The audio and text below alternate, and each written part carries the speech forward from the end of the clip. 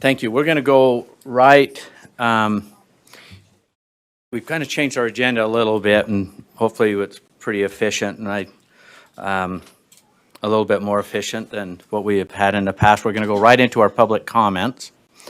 We're going to do the in-person first. How many minutes? 2 minutes. And if you want to watch this way, we've got some signs that will pop up that will kind of help you on the timing.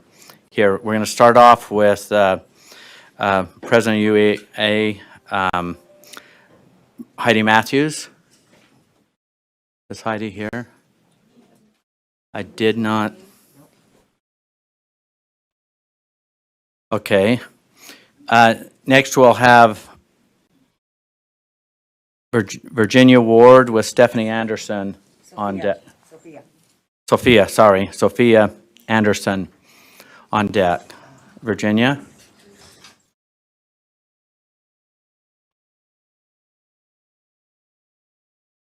Okay.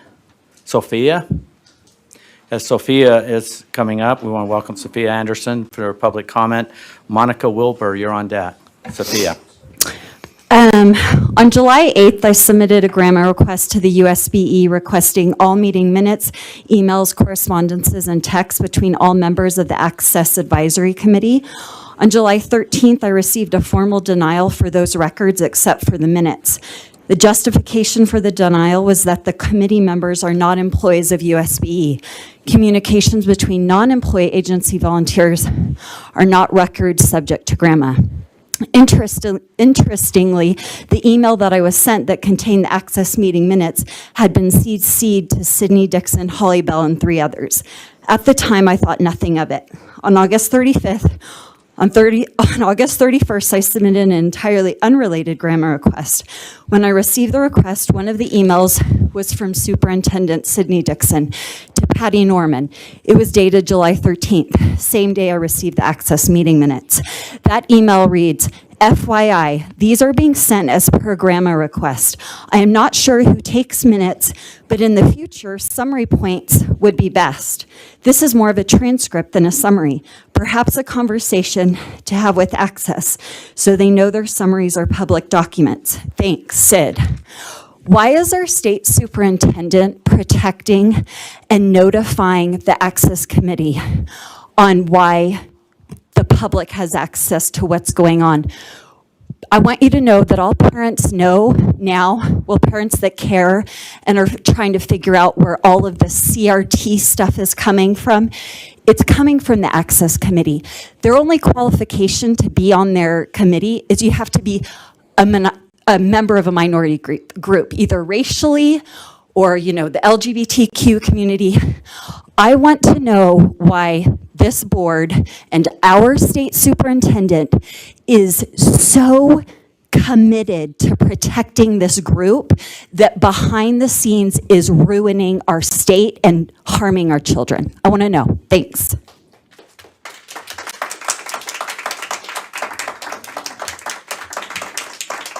Next, we'll have Monica Wilbur with Jessica Fivish on deck. To the superintendent and certain USBE members, Academic Integrity Movement and other Utah parent groups feel compelled to reprimand you for modeling the very intolerance you claim you won't tolerate in our children's schools.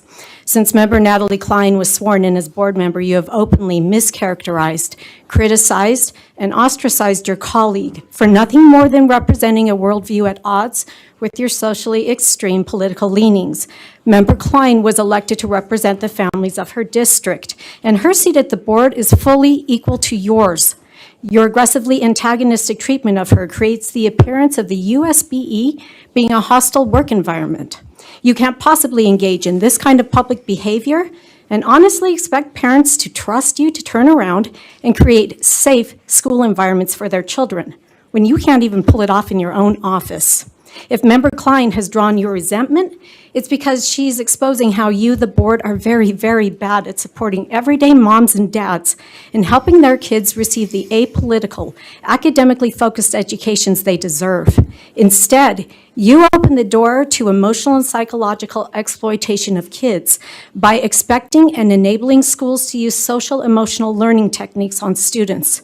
Social emotional learning exposes students' private lives, emotional needs, and familial belief systems to the scrutiny of teachers, faculty, and other students. Social emotional learning environments reward and celebrate personal attitudes and circumstances that are deemed acceptable because they fit a collectivist progressive outlook. In an SEL framework, schools displace families as the main definer and transmitter of personal and social values. This is unacceptable to parents. Please read the full text of our reprimand of the board to understand why the USBE needs to be checked and balanced through legislative and public pressure. That text is also available at academicintegritymovement.org. Thank you. Okay, next we'll have Jessica Fivish with Becky Hope on deck. Okay. The lack of transparency and accountability at USBE is becoming concerning. First, I want you to consider an advisory committee of parents not tied to special interest groups. Our organization, Academic Integrity Movement, can even assist in getting one started. Please reach out to us to get something started and talk.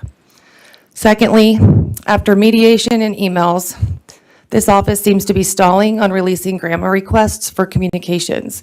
What's taking so long? Have you started, or are you stalling while you scrub everything you can? I definitely don't trust what I see happening to be kosher. I'll just leave it at that. And then lastly, last spring, the House and Senate both passed resolutions that tasked you with ensuring no racially divisive material or instruction are in our schools. Instead, you drafted and passed a new rule mandating all districts create and implement teacher training on how to make a culture of, quote, equity at school. You told the public and the legislature you were banning CRT, but you changed a few words and actually installed it as standard culture going forward. That's not what the task was. The legislature is currently conducting a series of audits of USBE. The first was released December of last year, and the second most recent came out in April. The focus of these include structure, internal governance, transparency, and accountability. In the same fashion that the office disregarded the directive from the congressional resolutions, they've also failed to align their mission statement and vision to what the legislature directed for them. I understand there's a discussion on whether there should be a legislative one at all happening later today, but the issue is the office's disregard for anyone outside of the Board of Education. My concern grows when your response to the last audit, signed Superintendent Dixon and Chairman Huntsman, ignores every aspect of the audit. None of the multiple recommendations are addressed, and it's 2 pages of some words on a page that say absolutely nothing coherent to the situation. All of this on top of what you're doing and have done to Member Klein gives a growing number of people great pause to trust anything this board and office does going forward, and has me taking a close look at the new federal funding plan. Transparency and accountability should be made a top priority by this office. Can you sum it up? Thank you. If the community loses trust in you, you will continue losing students and funding. You will no longer dismiss the citizens nor elected state leaders and have no recourse. Thanks. Thank you. Next, we'll have Becky Hope with Bernadette Brockman on deck. Becky?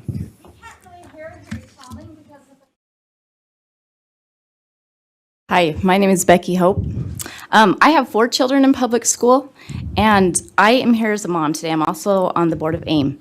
But I just wanted to ask you guys why you think we support Natalie so passionately. We want to have all of your names on here. We want you guys to work with us, not against us. We are not here against you. We know that there are a lot of terrible things happening right now in our public schools. We hear about them every single day. We get people reaching out to us, moms, parents, kids, teachers reaching out to us, telling us all these terrible things that are happening. We would love to share that with you, but we want to work with you. Sometimes the impression you guys give is that you aren't really listening to us. We don't know where you stand. We don't know how you feel. The reprimand kind of made it obvious that you don't stand with Natalie. So if you do, you need to be vocal about that, and you need to say, if you agree with some of the things that she does, you need to say. I want to read from some grandmas that we got from Sophia Anderson. And it's very, very concerning to me, the things that I read in some of these emails. So it's an email exchange between Sydney Dixon and a teacher here in Utah. And it says, "Dear Superintendent Dixon, I'm a secondary educator in Utah. This new idea that teachers should not and cannot ask for personal pronouns is a huge step in the wrong direction. Using pronouns is an important part of the relationship between educator and student. I believe there's a wrong way and a right way to ask for pronouns, namely privately, through something only you and the student see." And then Dixon's response email, "I am in full agreement with everything you say. There are many ways, as you suggest, to allow this to come forward. Asking privately is one." The teacher emails back, "While I comprehend the idea that other students may feel uncomfortable by the idea of preferred pronouns, I can only understand that through a transphobic lens." She just labeled all of our kids who don't want to call other kids by different pronouns as transphobic. Dixon emails back, "It isn't about protecting straight students or the issue of making them feel uncomfortable. 4 of those straight students are my children. Our superintendent, through her own words in many emails I have read, seems to be only concerned about the sexuality of our children and pushing her personal agenda and opinion through onto our children. What about all the other students who thankfully do not have the horrendous trial of being confused about their gender? What about them? Also, any parent with a pulse does not support educators." Can you sum it up, please? Yes, I can. "Having private and secret conversations with our children." This is a very slippery slope. And this board seems to be allowing and supporting these things happening. If you guys don't, please let us know. Please let parents know, the public know. You say you're not on social media, get on social media, let us know. We want to hear your support, and we appreciate you, and we want to work with you. Thank you for your time. And next, we'll have Bernadette Brockman with Melissa Moore on debt. Bernadette?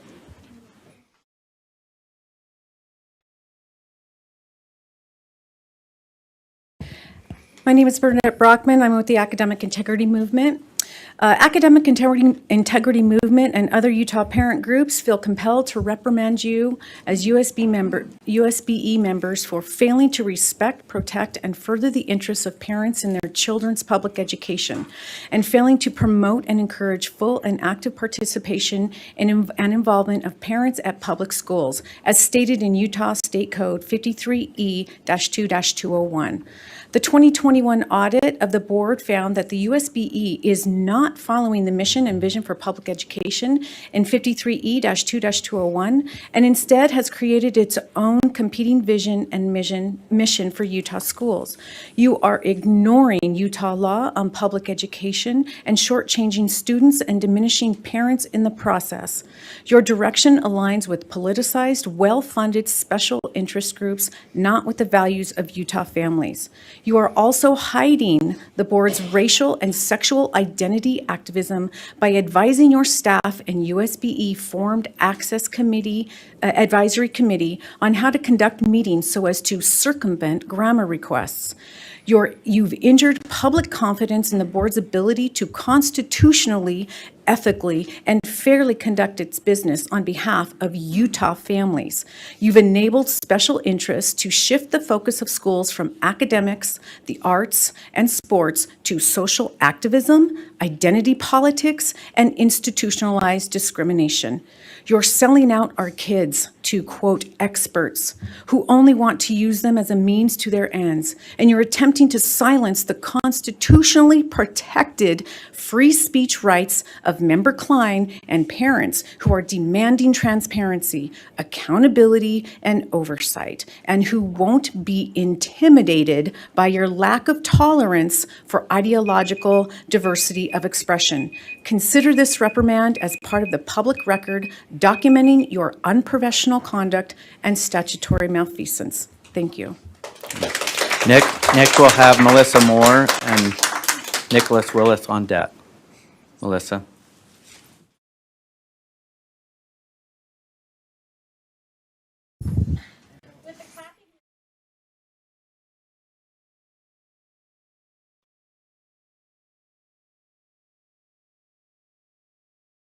Okay. Melissa Moore?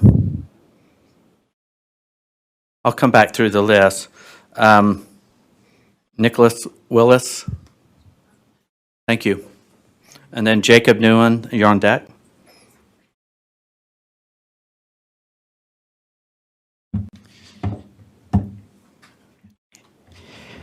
Dear Utah State School Board, as an American Indian, taxpayer, and former alumni of Cedar City High School, I want to express my appreciation for Board Member Natalie Klein and her continued diligence in serving her district. She is upholding her oath of office. As you are aware, Article IV, Section 10 clearly states, all officers made elective or appointive by this Constitution or by the laws made in pursuance thereof, before entering upon the duties of their respective offices shall and subscribe the following oath of affirmation. I do solemnly swear or affirm that I will support, obey, and defend the Constitution of the United States of America and the Constitution of the State of Utah, and will discharge the duties of my office with fidelity. Natalie's Facebook post was not out of line with your board's bylaws. Natalie Klein is an elected official by the people and is subject and entitled to her own opinion. I believe Natalie was a target by the modern-day cancel culture activists who are spent on destroying traditional American values. Shame on the board for not taking a stand to defend your colleague from these brutal attacks. In response to your board's resolution 2021-01 denouncing racism, embracing equity in Utah schools, I am Native American and very proud of my culture. I personally take offense to the attacks on your letter of reprimand, citing the resolution as an example to shame and say Natalie doesn't respect minority groups. I know Natalie and many of my Native American friends would support her. Davis County School District used the social media post, which was not directly posted by board member Klein, to stir up the pot to directly target the board member. I believe that Davis County owes an apology for stirring the pot, and I didn't believe there was an immediate threat. I would like to caution the State Board of Education to consider the words from a great African-American individual named Martin Luther King. I look to a day when people will not be judged by the color of their skin, but by the content of their character. Thank you for hearing my thoughts. Next, we'll have, is this Jacob? Yeah, Jacob Newman and Jonathan Bajarno, you're on deck. Is Jacob?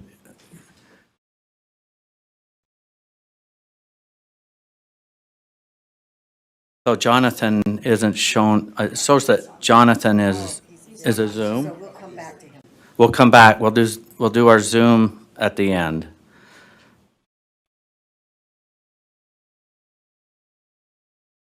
Genevra Prothero, then Brianna Hugh.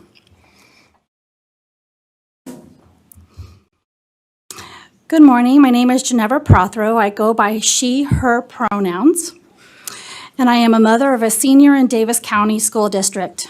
I'm trying to teach my family at home how to be kind, respectful, and give them the tools that they need to be successful in the world, not just in Utah. I expect our students in Utah to learn about diversity, inclusion, and equity.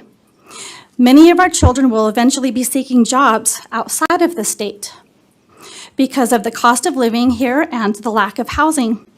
They will need to be able to understand Black history and how to use pronouns that are preferred by others. We are in a bubble here in Utah. We need to put personal religion and beliefs aside to give our students the social skills to succeed outside of Utah. By our students learning about the oppression and trauma that Black people have faced in the past and still face today, it will help everyone achieve a brighter future. Knowledge can lead to togetherness. Black history isn't going away. We need to learn about it. Preferred pronouns aren't going away. We need to learn about it. As our students age into adulthood, they are at great risk for being reprimanded or fired by not addressing a customer, client, or boss with preferred pronouns, or by saying or doing something that is racist. Being Black, Indigenous, a person of color, or LGBTQIA+ is not political. It is crucial to validate the existence of each student by using preferred pronouns for our LGBTQIA+ students and by seeing Black students as they are, and recognizing that the history of their ancestors still impacts them today. Is validating this creates safe space for successful education. I'm wearing the shirt today, it's a pineapple, and that means welcome here. People in the East put it above their door. I want our children to be able to know that they are welcome. I want them to know that they are loved. And I want to thank every school board member that supports this. Thank you. And next, we'll have Brianna Hugh with Juliet Reynolds on deck. Brianna? Is that another Zoom? My Zoom list is not. I think they changed. They changed? Oh, Plan B, okay. Is Juliet on Zoom also? No. Oh, there she is, okay. Juliet.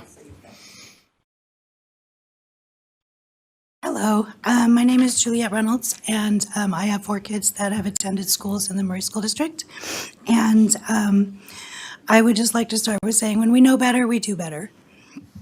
Several years ago, when one of my teenagers came out to me, I knew I needed to change my studies at Salt Lake Community College to learn as much as I could about the queer youth community. This education has taught me how to bring people together and create a culture of community that celebrates differences. It also taught me that the absence of symbols which embrace differences in a community erases identities and perpetuates a culture of discrimination.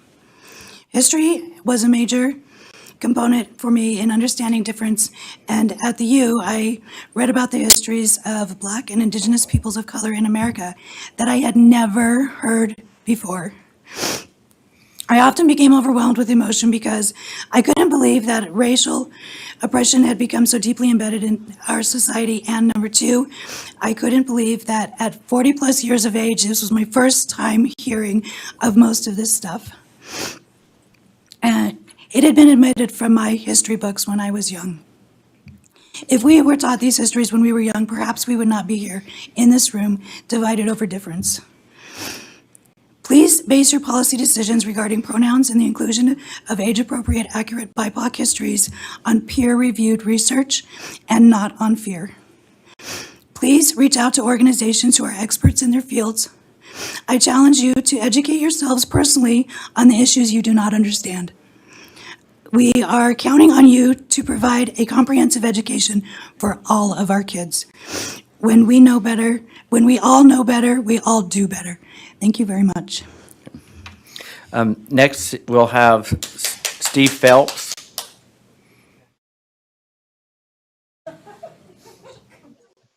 Yeah, how are you guys doing today? First, I Another just wanna- Zoom? Okay, hang on. Yeah. We'll list it out here. Okay. Kelly Strebel, I believe, is, there. Did I miss Aaron? Okay, we'll do Aaron next. Okay, Kelly. Yeah, Aaron Zoom. Kelly. Good morning. 2 minutes is hardly time to address the many issues where many USBE members and legislators fail the students of Utah and the taxpayers of this state. Some members of this board, our legislature, and our governor has condoned the worst in education, including child endangerment, socialism, communism, and Marxist ideologies. And if a student dares to speak up, they are persecuted, ridiculed, and singled out for their beliefs and for standing up for their own principles. In other words, their constitutional rights are being destroyed daily. The First Amendment matters. Critical race theory, Black Lives Matter, Common Core, social emotional learning, 1619 Project, Second Step are subjects that fall under the term American Marxism. All of these should now be known as Step 3 and burned and destroyed for the damage that they create and are causing in our schools. We have teachers, principals, and even members here on the USBE pushing this garbage out to underage children. The term prostitution generally is situated around sex, and we see now under social emotional learning, Canyon School District is prostituting sexually oriented websites out to their students without parental consent. The website known as Love is Respect got Canyon District Social Emotional Learning Program put on hold. It should be banned. What CRT really means, criminal racial terrorism, and it is being forced on Utah school children, and the USBE and the state legislature is allowing it and allowing the practice of SSSIT, or state-sponsored sexual indoctrination terrorism, to move forward in the above Marxist indoctrinations. Criminal racial terrorism, state-sponsored sexual indoctrination, and American Marxism must end in Utah schools today. Thank you.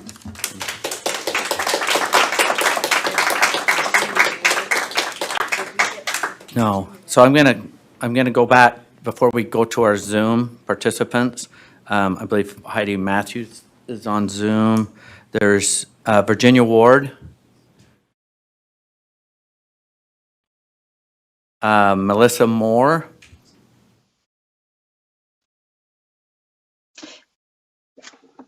Are you inviting me, Chair Henson? I'm. Oh, you're on Zoom? Okay. I am. No? Oh, that's Heidi's talking? Oh, hang on. Oh, okay. Melissa? Sorry about earlier. I actually forgot Okay. I had signed up to speak. Anyway, so reading what you wanted to read into Member Klein's personal social media posting of the LGB flag, LGTB flag, and then overreaching or overreacting based on subjective feelings, not objective facts, to the point of pretending an actual threat exists to the safety of students at Layton High. Manufacturing fear in children to score political points is emotionally manipulative and abusive. You could have avoided all the drama instead of inviting it, but that would have meant having a constructive dialogue with Member Klein to understand her motivations instead of jumping to irrational conclusions. Your quickness to use inflammatory and deflammatory language in your reprimand to describe Member Klein's only proves the literary truism that people should write what they know about, and you're shown zero indication that you want to know anything about her widely held position that students should be recognized as individuals, not stuck with labels or categorized into boxes and groups, then socially experimented upon, like science lab specimens, or the conviction that students should go to school to learn universal truths, foundational knowledge, and critical thinking skills, not to be divided by race, subjected to sexualized instruction, or experimentally psychoanalyzed for the right attitudes. Thank you. Okay, next we will go to our Zoom participants, and we'll start off with Heidi Matthews. Are you available? I am. Thank you. Good morning, board members, and thank you for your service. As I've been traveling throughout the state and listening to our members, there are three things that I just keep hearing that are over 18,000 members of the Utah Education Association are asking for, and that is time, support, and respect. You know, at UEA, we really strive to express our support to you for what you do for public education, as well as serve as critical partners to help shape those policies and perspectives from the point of view of the experts in the classroom. And I would like to express my gratitude for the disclaimer on the public comments today. That, you know, even today we have seen this disrespectful pattern all too often lately, encouraged by some even today against you and our own educators in Utah. So thank you for expecting and ensuring civility and respect. This is especially important today as you work to continue to work to support our educators, students, and families with regards to R277328 and our most vulnerable students in the guidance of gender identity. Secondly, we shared with you our UEA budget. priorities for the 2022 legislative session. There's much alignment with what you will be discussing today, including significant PU increases necessary beyond the inflationary component to address the needs of students and competitive salaries for licensed and 30 seconds. personnel. Sorry to interrupt, but Okay. I'll just do a little 30 seconds because you can't see the little card up here. 30 seconds. Oh, thank you. Again, we are adding to this list, in addition to supporting what you are putting forth in terms of targeted investments for optional extended day kindergarten, investments in at-risk and our rural students, but specifically time directed by our educators for flexible preparation time for all licensed educator, the equivalent of 5 days. I think it's about $54 million in request. It again is just so essential that our educators have time to build those relationships, to do their professional learning, to collaborate with college, to address the COVID challenges, to balance their home and work lives. And they have been stretched so thin, and the pace is not sustainable. And we really, again, appreciate your service and all that you do for students and public education in Utah. Thank you. Okay, we're going to continue with Zoom. I believe, did we hear from Jacob Newman? I'm not seeing on Zoom. Jonathan Bajarano? Yes. You ready, Jonathan? Thank you. Yes. Thank you. My name is Jonathan Bejarano. I have 6 kids, and I just wanted to share a positive story. Our kids going back to school, we went to the school building before it was opened with some supplies, and we walked past the new principal there. And I was so happy to see the kids coming back into the school and things starting up again. And it was wonderful to be able to go see our new kids teacher and be like, here's everything that you wanted on your wish list. Here you go. And it's kind of sad to hear on the other end what teachers is not on their wish list being sent to them. No one asked for this. No one asked to accuse teachers of teaching indoctrination and Marxist concepts, and it's sad to see the results of this culture conflict. My family is from Peru. I went to school here in Utah, and I remember going to college and being able to learn things like cultural education, and being able to be exposed to, hey, there's other people out here that are like my dad, and it was nice to go to college and be around those people and kind of have diversity. And I feel like that's something that is missing, that people don't recognize that how it is to grow up like that. And all viewpoints matter. And I cannot stress how important it is to not try to change policy to force your will on other people. Jonathan, But 30 one seconds. thing- Jonathan. One thing that I've seen, thank you, is that when we're positive, I know there was a positive post on a board member's page asking for the good. That changes hearts. We can't legislate or mandate policy to force people's opinions on us, but we can love them. That's the best that we can do. Thank you. Next, we'll have Brianna Hugh. Yes, thank you. I'm a parent and an educator and an active member of PTA, SCC, and DCC. As the parent, I want to remind all of us parents, educators, administrators, and school board members that while there may be multiple perspectives on any given issue, there should be only one side, the student side. If what we do doesn't improve the quality of education and the caliber of students in our schools, we are focusing on the wrong side. When we focus our attention on the rights of the adults involved and not our responsibility to first care for the whole child, we have forgotten our purpose.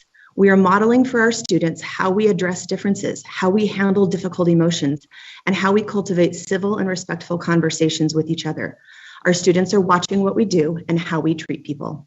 Our actions impact others and most assuredly impact the students around us. When we spend our time targeting teachers and LEAs who choose to be inclusive and welcoming in their classrooms, we impact students. When we focus our attention on perceived malicious intentions of teachers and encourage what amounts to witch hunts, students are negatively impacted. When we accuse educators of indoctrinating students because they encourage students to see beyond their current perspective, we are not preparing students to understand and respect each other or prepare them to be adults and global citizens.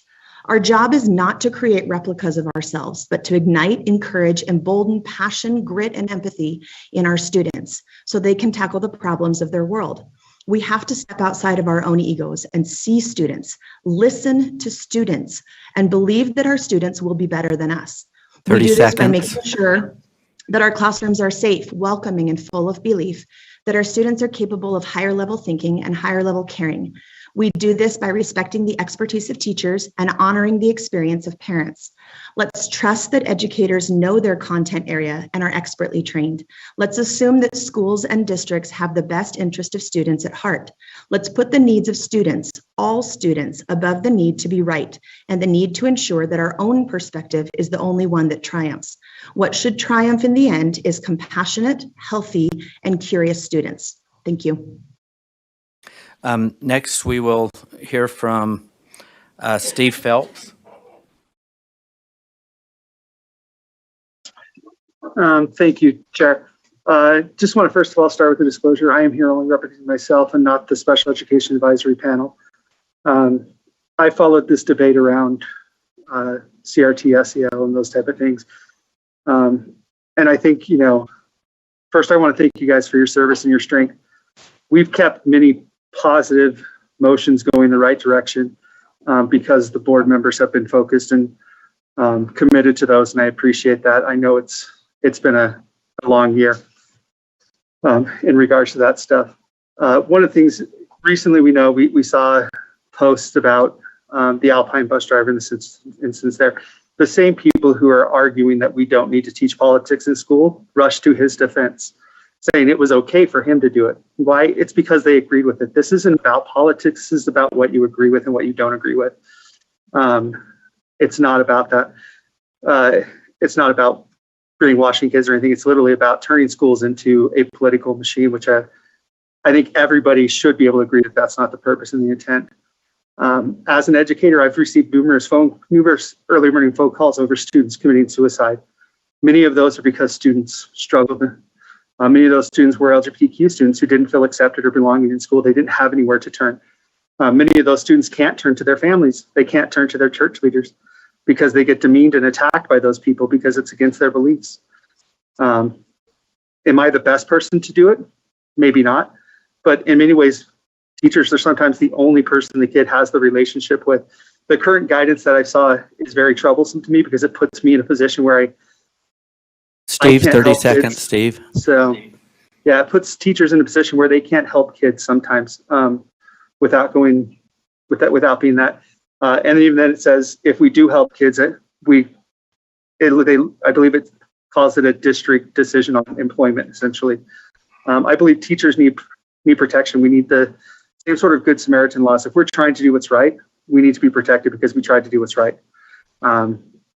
For that student, and sometimes that does go against some other beliefs. So again, just want to really thank you guys and point out that the students do need people to turn to. Many of our students are isolated and troubled and need additional help, and sometimes teachers are the only people who they have the relationship with to provide it. So thank you.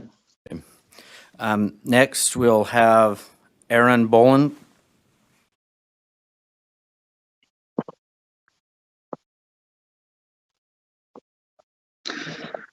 Hi, thank you for letting me comment today. I'll get right to the point. Unfortunately, I'm quite ashamed with the public education system in Utah. The board bylaws, I believe, are absurd in the extreme. They are not replicated in any other public elected body in Utah. You make yourselves out to be kings that get to decide what is and is not acceptable opinion for other board members to have. And the UEA and some on the board are so incredibly afraid of accountability of the public education system that you seek to keep what is being taught and promoted in schools a secret at all cost. Board Bylaw 4, subsection 2 says that if there's an issue at a public school that is brought up to a board member, that board member must fully anonymize any evidence of the issue. But tell me then how we were supposed to confirm the issue is even real. The UEA and others want to pretend like nothing inappropriate is ever taught to our children in our schools and that we shouldn't try to do anything to address it, because that would be mean. They want nothing more than to instill doubt in any evidence presented and claim that it is fake. Without knowing what school and what teacher caused an issue to occur, nothing can be done to remedy the issue. That is, unless we want to trust the process that the board has in place that has done basically nothing to address these issues thus far. Bylaw 411B states that a board member 30 must use a seconds, disclaimer before Aaron, publicly 30. stating an opinion. This is hilarious. No other elected body does this. You basically muzzle anyone elected to the state level position by requiring them to state the obvious. The board is not one person, but you pretend that it is and that it must be. In Bylaw 12, you subjectively prohibit anyone from injuring the good name of the board. You do not have a responsibility or the right to control your fellow board members and what they say. And might I add that none of you have the responsibility to control what people say in response to what you say. But you claim that in your reprimand, you claim that your board members have a responsibility for what is commented in response to anything that they say. I want to assure you that the board does not have a great name, and it is not because any one board member, but it is because you are not protecting our children from bias and activism in the classroom. Just a few weeks ago, students at Harriman High went on a privilege walk so that they could be classified. Aaron, can you finish up? Your time is up. Aaron, Yes. please. Thank you. The reason that teachers feel empowered to be activists in the classroom is because you empower them and you silence anyone who tries to fix it. Please help us and protect our children. Thank you.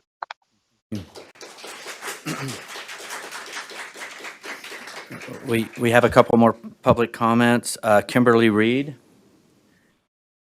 And Clustina, you keep popping up on my screen, but I got you last on the list. So Kimberly Reed.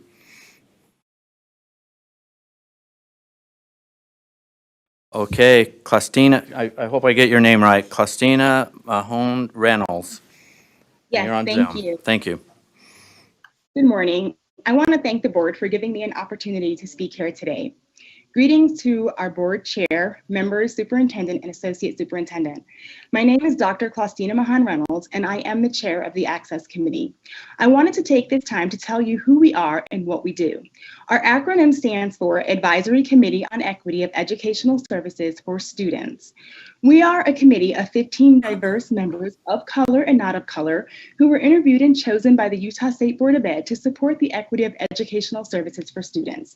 As per policy 5001, we, the Access Committee, is charged with advising the board regarding the board's efforts to support equity of educational services for all students, providing information and consulting with the board at all levels of the decision-making processes as education decisions are formulated, establishing and maintaining contact with persons, groups, and associations having an interest in the welfare of students who are at risk for underachievement, and soliciting feedback and remaining knowledgeable and informed relative to public and private interest in education. I would like to leave you with a few thoughts. I implore that as we continue to be involved in the educational decision-making processes for our students, we first and foremost put our students at the center of all decision-making. Number 2, seek to understand and seek to be understood. And number 3, lean in and listen to each other with the understanding that we have more commonalities with one another than we think. Thank you.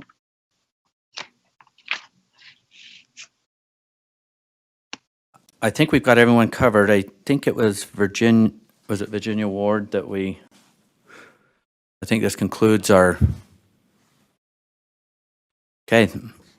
Thank you. And I just want to remind the public that there's a process to sign up for public comment, and then we also receive comments in writing also. So thank you for your attendance. You're welcome to stay through this meeting.